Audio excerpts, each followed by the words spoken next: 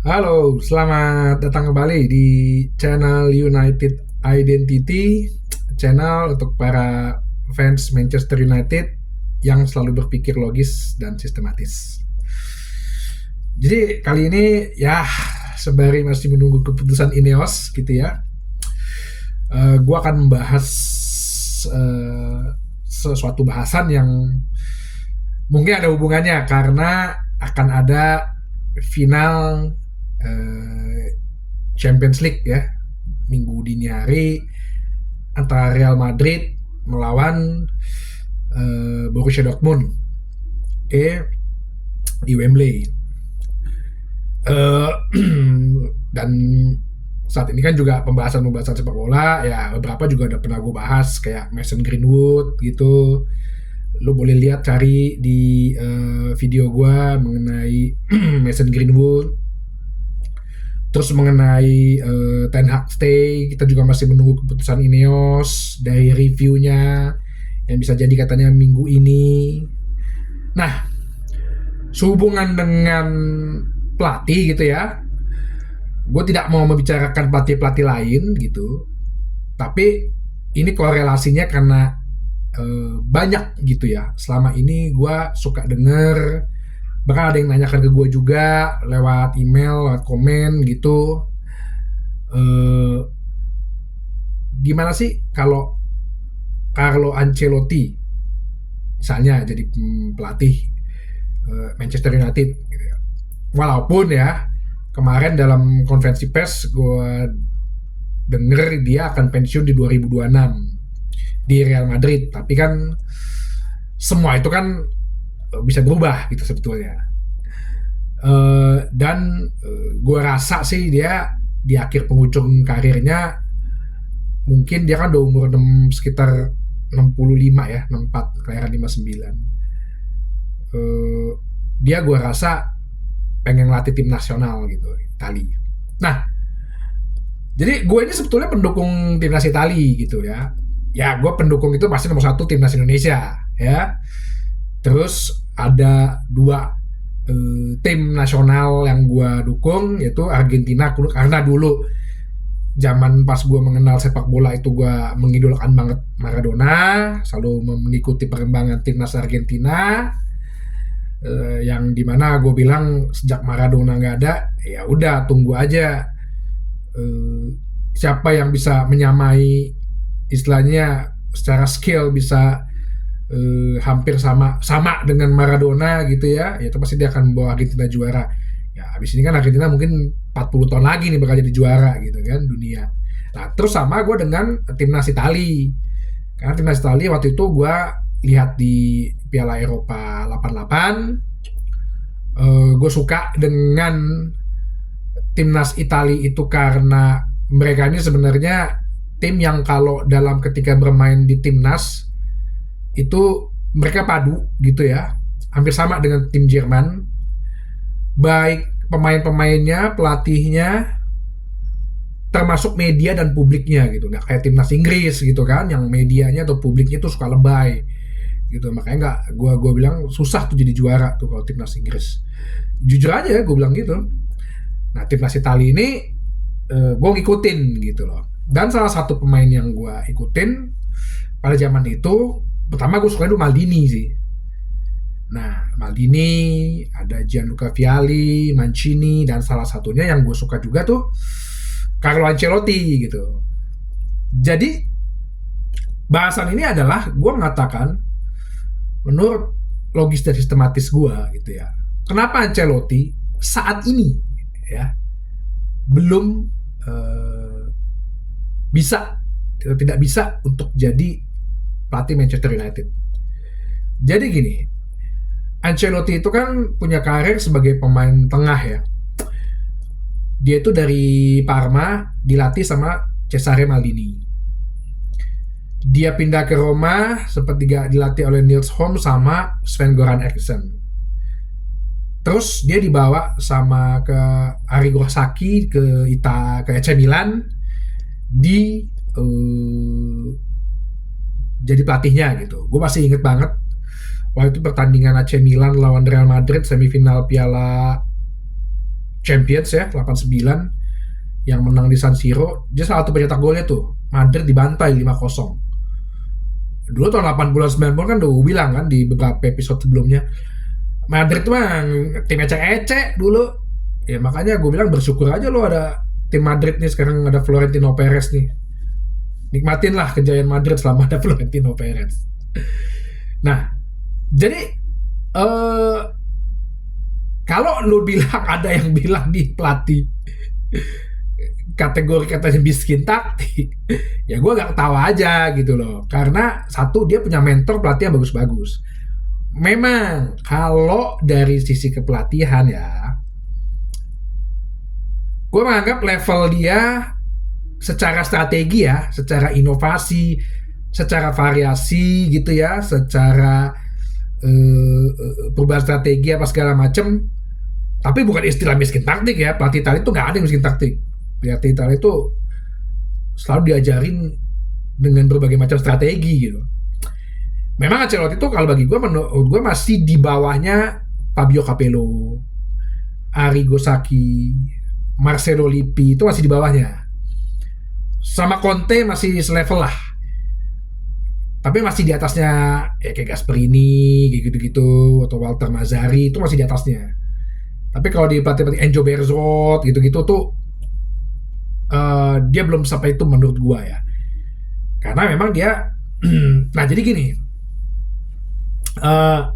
dia itu kan tipe pemain yang kalem sebenarnya. Bukan pada saat manajer pun juga dia bukan tipe pelatih yang berapi-api kayak Conte, Capello gitu kan, yang teriak-teriak lapangan segala macam gitu. Dia kan yang kalem gitu.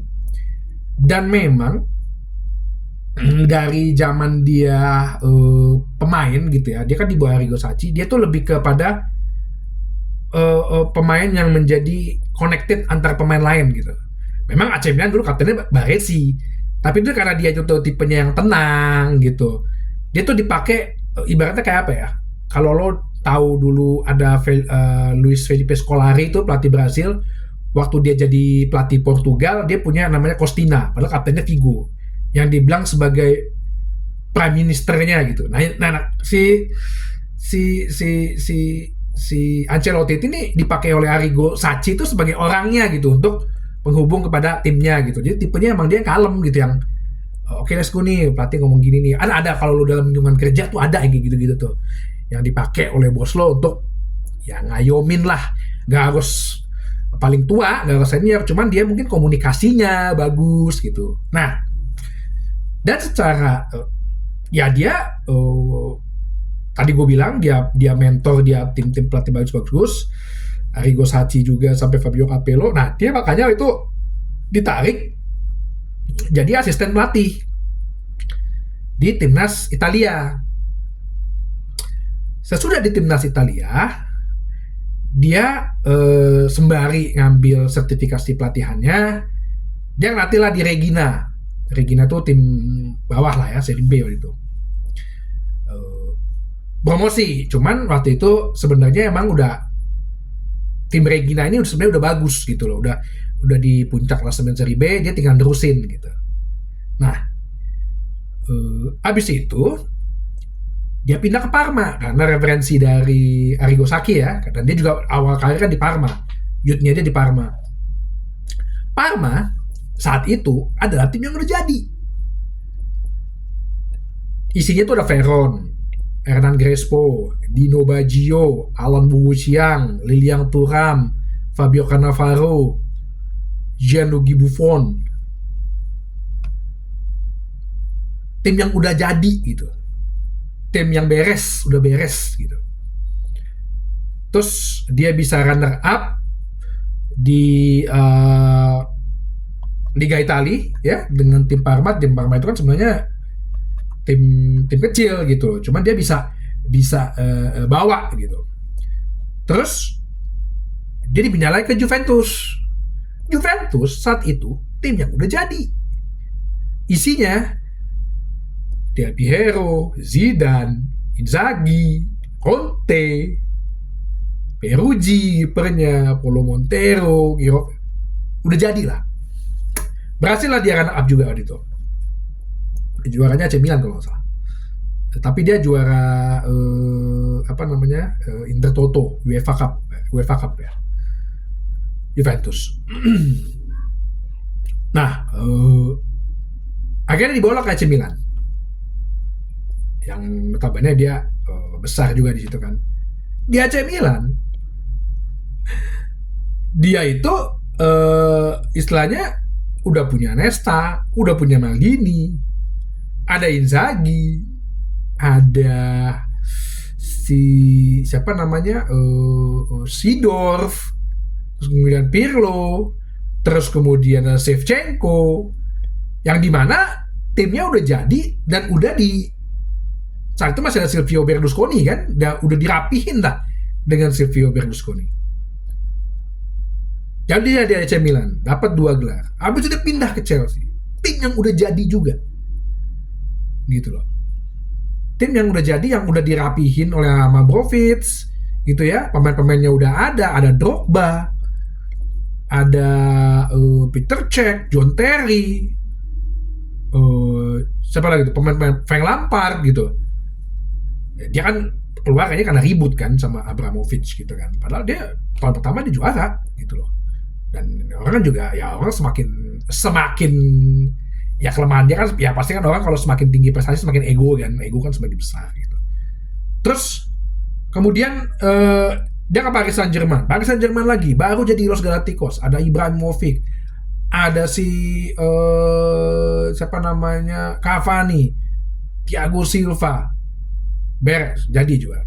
Habis itu dia ke Real Madrid, udah beres juga, udah disiapkan oleh Florentino Perez.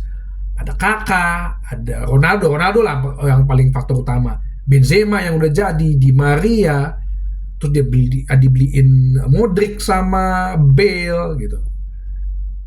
Terus dia ke Munchen, tim yang udah jadi juga, juara juga dia di situ. Munchen tuh orang masih ada Robben sama Ribéry.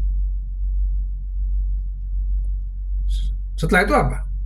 Dia ke Napoli, tim yang lagi nge-rebuilding, dia fail. Terus dia ke Everton, tim yang lagi mau nge-rebuilding juga, itu baru dapat investor baru, nggak berhasil. Terus apa? Dia ke balik ke Madrid karena Florentino Perez sudah menyiapin semuanya kan, era pasca Ronaldo.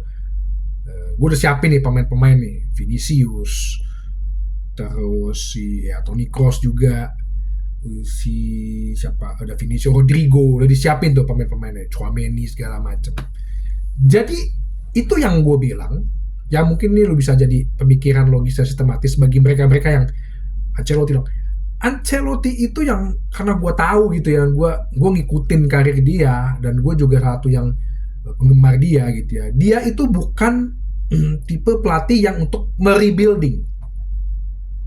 Karena Manchester United itu kan saat ini kan dalam fase merebuild gitu. Dia bukan tipe pelatih itu. Dia pelatih yang dulu ya agak kasar tuh, media Italia itu suka ngomong waktu dia latih Parma, latih Juventus, suka dibilang pelatih cemen mah juga bisa kayak gitu.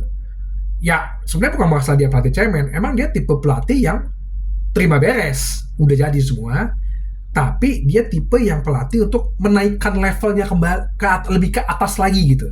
Nah, itu tipe Ancelotti. Jadi bukan pelatih yang membangun dari bawah gitu. Kan semua pelatih itu punya apa ya? Punya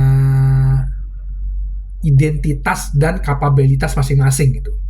Kapabilitasnya si Ancelotti itu adalah dia tipe manajer atau pelatih yang bisa membawa sebuah tim yang udah jadi untuk naik ke level berikutnya. Itu makanya dia waktu 2013 tuh diambil oleh Florentino Perez, karena kan waktu itu kan udah hampir 11 tahun tuh si Madrid nggak juara Champions. Juara Liga iya bisa, tapi kan juara Champions kalau dalam 12 tahun itu dia cuma 2 kali, 2008 sama pas si Mourinho datang 2012 2013 ya. Jadi apa namanya, tim yang udah jadi tinggal dinaikkan ke level berikutnya. Nah ini Ancelotti bisa nih yang kayak gini-gini. Jadi kalau lo balikin lagi ke Manchester United, saat ini dia tidak bisa, gue bilang, untuk jadi pelatih Manchester. Si Ten Hag itu tipe pelatih rebuilding. Alex Ferguson tipe pelatih nge-rebuild. Xabi Alonso itu tipe pelatih nge-rebuild. Sekarang mungkin pelatih-pelatih muda kayak Thiago Motta tuh bisa jadi itu pelatih rebuild. Mungkin yang level sangkatan-sangkatan yang lebih di bawahnya lagi tuh ya Jurgen Klopp. Nah itu tipe pelatih rebuilding. Kalau Ancelotti itu bukan. Dia tuh tipe pelatih yang mau menaikkan level suatu klub gitu. Jadi kalau misalnya setelah 3 tahun ini Ten Hag misalnya ya berhasil gitu, asumsi aja kita ya, ngebawa lah MU sudah bermain bagus, pemain-pemainnya udah bisa konsisten, tapi belum bisa mencapai level tertinggi.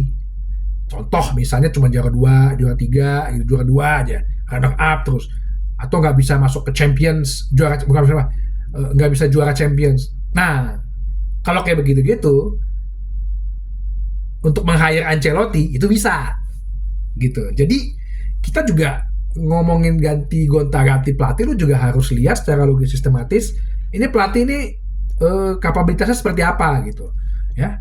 Bukan masalah pelatih nggak punya taktik segala macam, miskin taktik kayak taktik, enggak. Lu harus lihat dia tipe pelatihnya yang kayak gimana gitu.